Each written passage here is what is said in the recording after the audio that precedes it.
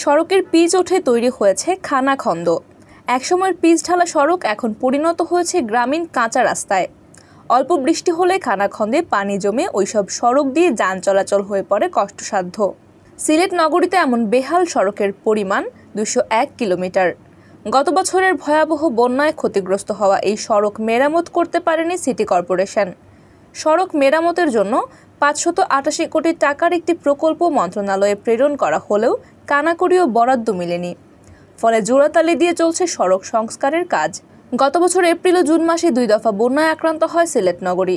দীর্ঘমেয়াদী বন্যায় সিলেট নগরীর বিভিন্ন এলাকার সড়ক অনেক দিন ধরেই পানিতে নিমজ্জিত ছিল। বন্যার পানি নেমে গেলে বেহাল হয়ে পড়ে প্রায় 201 কিলোমিটার সড়ক। উপরের পিচ উঠে গিয়ে কোথাও কোথাও পাথর বের হয়ে আসে। কোনো সড়কে তৈরি হয় বড় বড় খানাখন্দ। ফলে ওইসব সড়ক দিয়ে যান চলাচল ঝুঁকিপূর্ণ হয়ে পড়ে।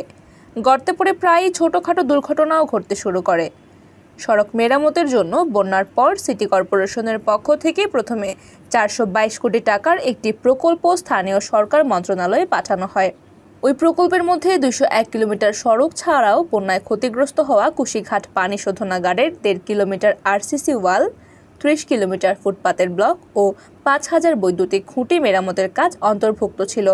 পরবর্তীতে নির্মাণ সামগ্রীর মূল্য বৃদ্ধি পেলে রিশিডিউল করে পুনর্মূল্যায়ন করে 588 কোটি টাকার সংশোধিত প্রকল্প জমা দেওয়া হয় মন্ত্রণালয়ে।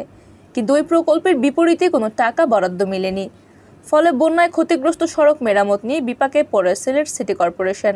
নগরী ঘুরে দেখা গেছে কালীঘাট বাস টার্মিনাল, পাঠানটুলা, শিবগঞ্জ, শিববাড়ি সহ বিভিন্ন এলাকার সড়ক বেহাল হয়ে পড়েছে। কোনো সড়কের পিচ উঠে গ্রামীণ সড়কে রূপ নিয়েছে।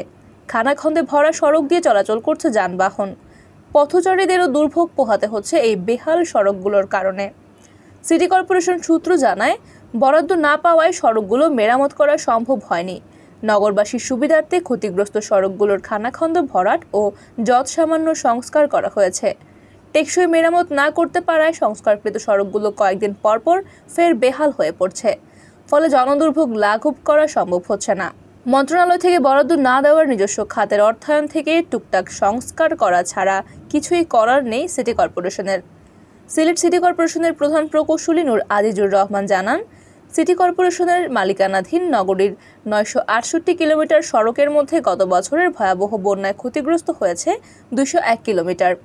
ক্ষতিগ্রস্ত সড়ক, ফুটপাতের ব্লক, বৈদ্যুতিক খুঁটি ও পানি শোধনাগার, আরসিসি ওয়াল মেরামতের জন্য প্রথমে মন্ত্রণালয়ে 422 কোটি টাকার একটি প্রকল্প জমা দেওয়া হয়েছিল। পরবর্তীতে সেটি পুনর্মূল্যায়ন করে 588 কোটি টাকার প্রকল্প জমা দেওয়া হয়। কিন্তু মন্ত্রণালয় থেকে কোনো টাকা বরাদ্দ দেওয়া হয়নি। ফলে ক্ষতিগ্রস্ত সড়ক মেরামত করা সম্ভব হয়নি। সিটি কর্পোরেশনের নিজস্ব তহবিল থেকে কিছু সড়ক সাময়িক সংস্কার করা হয়েছে।